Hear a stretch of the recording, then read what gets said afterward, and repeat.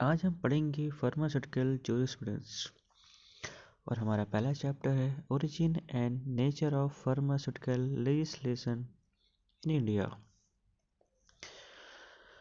Define the term jurisprudence. अब jurisprudence क्या होता है? It is the study of fundamental legal principal and is also science and philosophy of law. Jurisprudence में हम study करते हैं फंडामेंटल लीगल प्रिंसिपल के बारे में and science and philosophy of law के बारे में। फार्मास्यूटिकल जूरिस्प्रूडेंस क्या होता है? It is a branch of pharmacy which deal with the knowledge of law relating to drug and pharmaceutical and about pharmacy profession। इसमें हम स्टडी करते हैं जो हमारा ड्रग से रिलेटेड लॉ होता है and pharmaceutical and about pharmacy profession. Right A note on origin and nature of pharmaceutical legislation in India. अभी भाई सब जानना चाहते हैं कि ये ओरिजिन कहाँ से हुआ, तो इसकी हिस्ट्री पढ़ेंगे हम। सबसे पहले इंडिया में एक केमिस्ट शॉप जो कि ओपन हुआ 1811 में। अब इसे ओपन किसने किया? मिस्टर बाथगेट ने, जो इंडिया आए किसके साथ? ईस्ट इंडिया कंपनी के साथ। कहाँ पर? कलकत्ते में। The manufacture of modern drug in India was started at the end of 19th century. तो जो मॉडर्न ड्रग हमारे इंडिया में बनना शुरू हुआ है वो 19th सेंचुरी के एंड में हुआ है। और उस समय drug was mostly exported in crude form and imported in the finished form. तो जो ड्रग्स होते थे वो एक्सपोर्ट किया जाता था क्रूड फॉर्म में और इंपोर्ट करते थे कैसे? फिनिश फॉर्म में। There were no control on the drug. अब क्या था, उस समय कोई कंट्रोल नहीं था क्योंकि कोई रूल रेगुलेशन तो था नहीं। तो उस वक्त ड्रग्स पर कोई कंट्रोल नहीं था। Anything under the name of drug could be made, sold और इम्पोर्टेड। मतलब कुछ भी मंगा देते थे, कुछ भी बनाते थे, कुछ भी किसी को बेच देते थे।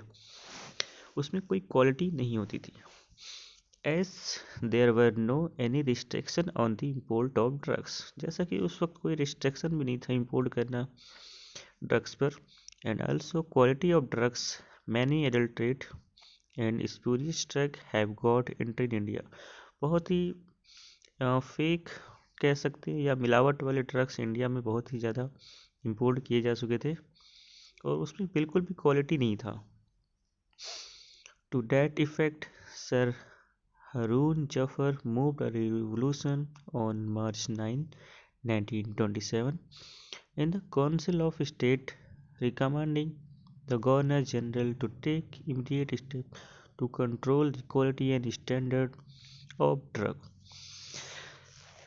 अब इसमें हुआ क्या कि एक सर हारून जफर इन्होंने एक रिवोल्यूशन लाया 9 मार्च को in the council of state recommending the governor general to take. अभी कह रहे भाई साहब कि भैया ऐसा है, जल्दी से कोई इमीडिएट स्टेप लीजिए ताकि हम इसे कंट्रोल कर सके, क्वालिटी और इसका स्टैंडर्ड अच्छा कर सके। वरना कोई भी, क्या कंपाउंडर है या कोई ऐसे ही नॉर्मल पर्सन भी दवा बेच रहा था, खरीद रहा था।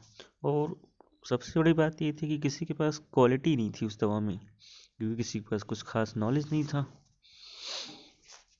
Accordingly, Council of State adopted resolution and recommended to the government to take such step as may be necessary so as to control quality of drug।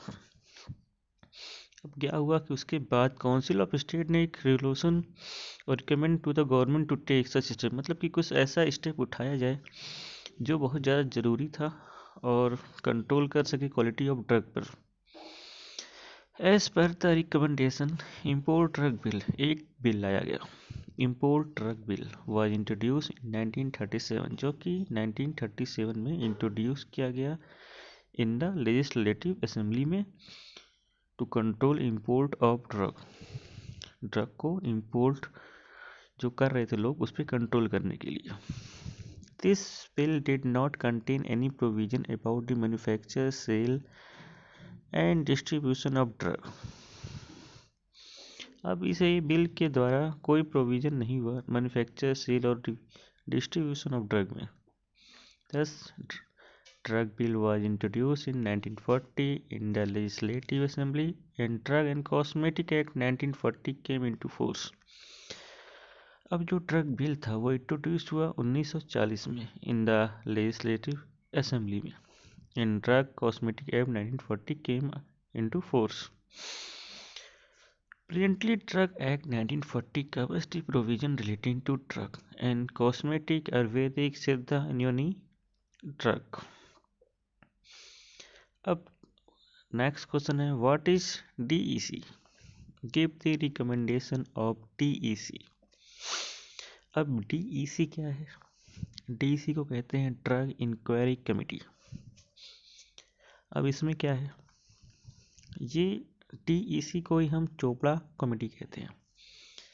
इसमें गवर्नमेंट ऑफ इंडिया ने अपॉइंट किया था एक ड्रग इंक्वायरी कमेटी बनाई under the chairmanship of colonel RN Chopra in 1931, जिसे हम Chopra committee भी कहते हैं. अब इसका रिकमेंडेशन ऑफ चोपड़ा कमेटी क्या है, देखिए. पहला है central legislation to control drug and pharmacy. Central legislation क्या कंट्रोल करे ड्रग और फार्मेसी के लिए. दूसरा है setting up of testing laboratory in all the states so as to control quality of production of drugs and pharmaceutical and also imported drug. अब setup किया गया एक लेबोरेटरी का हर स्टेट में ताकि जो ड्रग्स है उसकी क्वालिटी भी कंट्रोल किया जा सकती है, उसकी प्रोडक्शन पर. And pharmaceutical and also imported drug, जो इम्पोर्ट किया जा रहा था ड्रग, हर चीज़ पे नहीं कंट्रोल करना था, इसलिए नए नए रूल बन रहे थे. To appoint an advisory board to advise the government in making rule. अब एक एडवाइजरी बोर्ड टू एडवाइस और गवर्नमेंट को मेकिंग रूल बनाना शुरू हो गया था. Setting up of courses for training in pharmacy and prescribing minimum qualification as a pharmacist. अब इन्होंने क्या क्या एक सेटिंग कर दिया, कोर्स की ट्रेनिंग होगी भाई फार्मेसी की और प्रिस्क्राइबिंग मिनिमम क्वालिफिकेशन, मतलब कि अगर आप फार्मासिस्ट है तो आप ये आपकी मिनिमम क्वालिफिकेशन होनी चाहिए, वरना ऐसे पहले कोई भी बन जा रहा था फार्मासिस्ट, अपने आप को समझ रहे थे. Registration of every patent and patentary medicine. अब हर अच्छी दवा और ज़रूरतमंद दवाओं का रजिस्ट्रेशन होना शुरू हो गया. Development of drug industry in India. Development of drug industry India मतलब इंडिया में भी भाई ड्रग बनने लगा, डेवलपमेंट होने लगा, अपनी इंडस्ट्री खड़ी हो गई. Steps should be taken to complete Indian pharmacopoeia. अब जो भी स्टेप लिए जा रहे थे वो अकॉर्डिंग टू मतलब इंडियन फार्माकोपिया के नाम से लिए जा रहे थे. नेक्स्ट है हमारा give the scope of pharmaceutical legislation in India. इसे अगले पार्ट में पढ़ाते हैं.